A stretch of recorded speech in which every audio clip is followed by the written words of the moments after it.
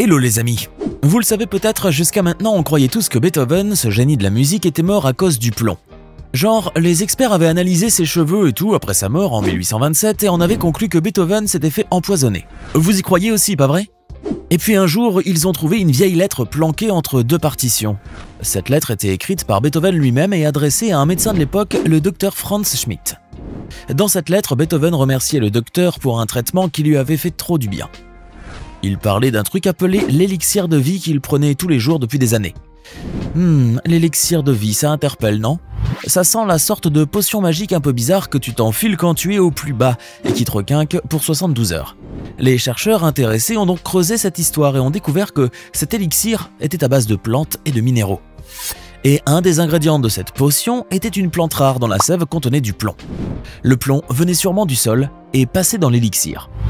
Du coup, les experts ont fait marche arrière. Tada! Beethoven n'avait pas été empoisonné exprès, il avait juste avalé un peu trop de plomb en buvant cet élixir de vie. Oui, c'est crédible. On sait que l'empoisonnement au plomb peut être mortel dans certains cas, surtout si on est exposé à de grandes quantités de plomb ou si on est exposé pendant longtemps. Les problèmes de santé causés par le plomb, comme les troubles neurologiques, l'insuffisance rénale et les complications cardiovasculaires, peuvent être graves et conduire à la mort. Les experts se disent donc « c'est bon, affaire réglée, on a découvert la vérité sur la mort de Beethoven et on peut passer à autre chose ». Eh ben non, pas du tout, car surprise, on vient d'apprendre ce qui est vraiment arrivé à Beethoven et croyez-moi, ça n'a rien à voir avec le plomb. Avant la fin de la vidéo, je vous assure que vous saurez exactement comment Beethoven est mort, mais d'abord, retournons en arrière pour découvrir le génial Beethoven. Imaginez-vous à Bonn, en Allemagne, au milieu du XVIIIe siècle. Ludwig van Beethoven est encore un jeune garçon et son père, Johann, un musicien professionnel, commence à lui enseigner le piano dès l'âge de 4 ans.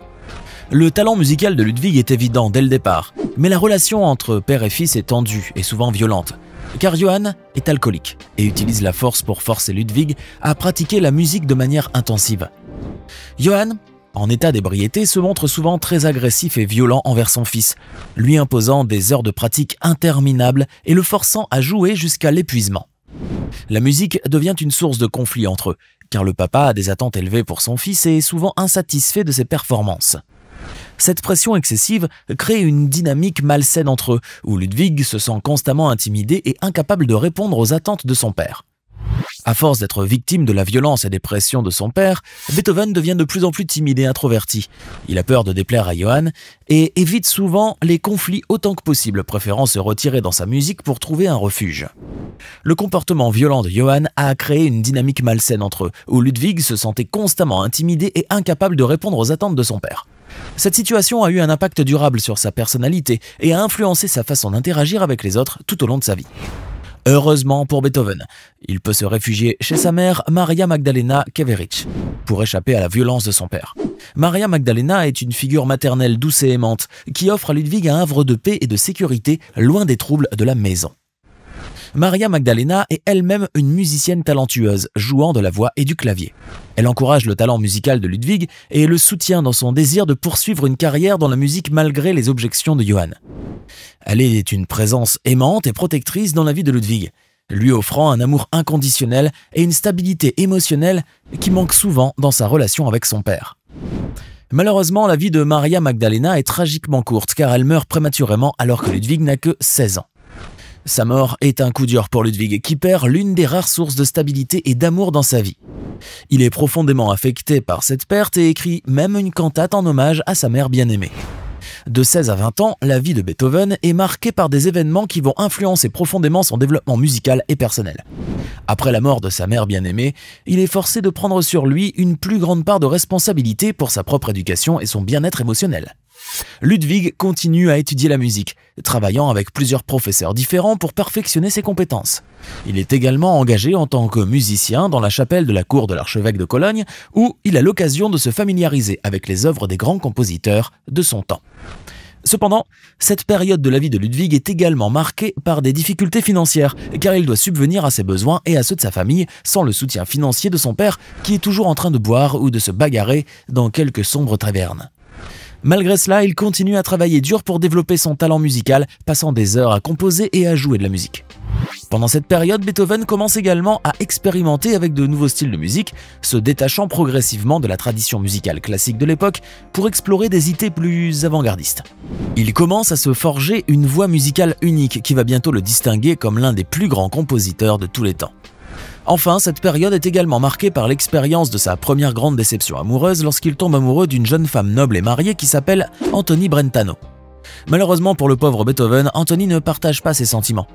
Cette expérience douloureuse inspire de nombreux de ses chefs-d'œuvre, dont la célèbre lettre à l'immortel bien-aimé.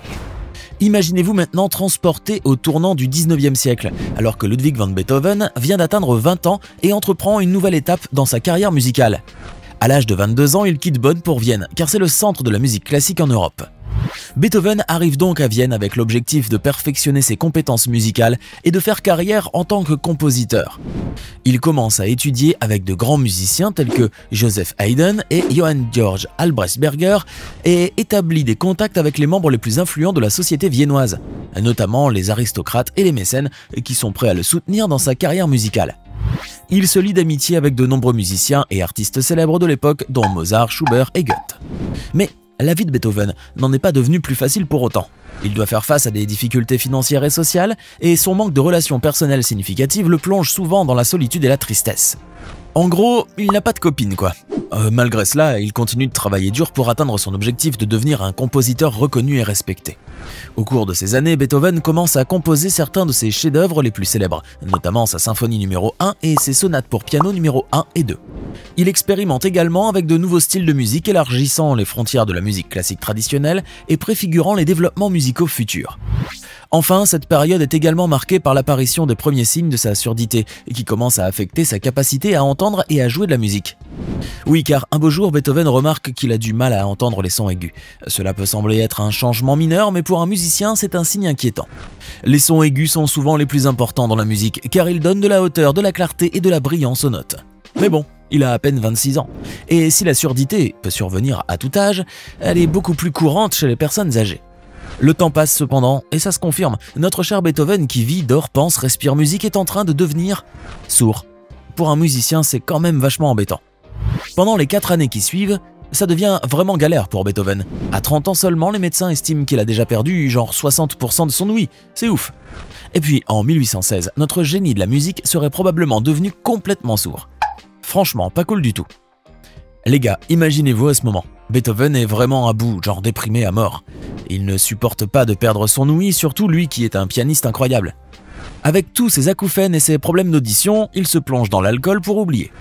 En plus, il ne veut pas que les autres sachent qu'il devenait sourd, alors il s'enferme dans sa bulle, devenant super distant et froid.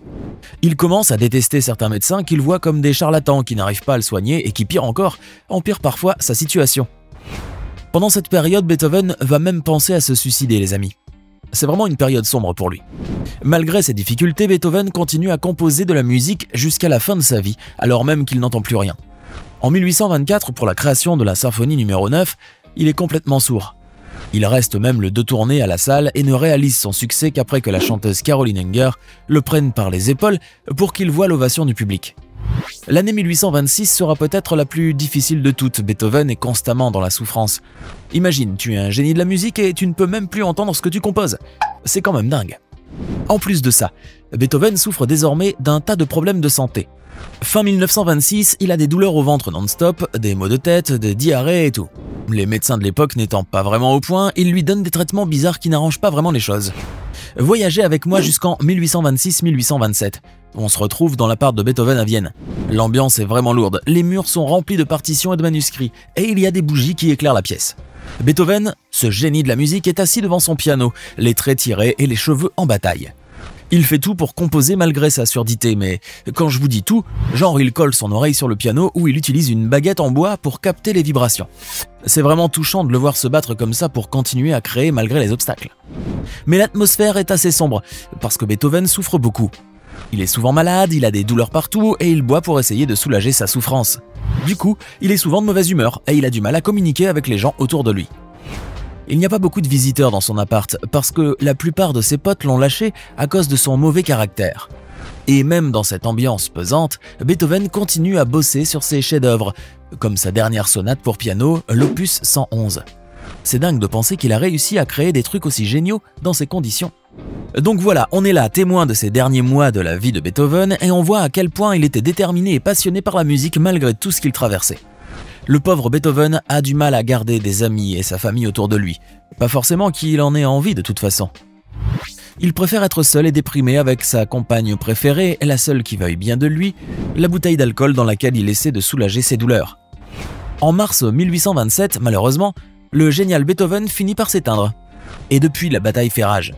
Qui a donc pu nous ravir le magnifique Beethoven? Une intoxication au plomb, comme on le pensait jusque-là? Comme je vous ai expliqué plus tôt, beaucoup d'experts vont y croire, mais nous savons désormais que ce n'est pas le cas. Après la mort de Beethoven en 1827, certes, une autopsie va révéler qu'il avait une grave cirrhose du foie. Mais maintenant, une nouvelle recherche publiée le 22 mars 2023 dans la revue Current Biology a trouvé les racines génétiques et virales de sa maladie, exaucant le souhait du compositeur. En utilisant l'analyse de l'ADN des boucles de cheveux et en évaluant les résultats, les chercheurs ont conclu qu'il présentait un risque élevé de maladie du foie. Cela pourrait être causé par une maladie génétique appelée hémochromatose. Et puisque Beethoven en rajoutait en consommant allègrement de l'alcool et qu'il avait été infecté par le virus de l'hépatite B, ces facteurs aggravants pourraient l'avoir prédisposé à une maladie du foie. Si cette vidéo vous a plu, abonnez-vous et partagez-la. Cliquez aussi ici pour regarder une nouvelle de nos vidéos. A tout de suite.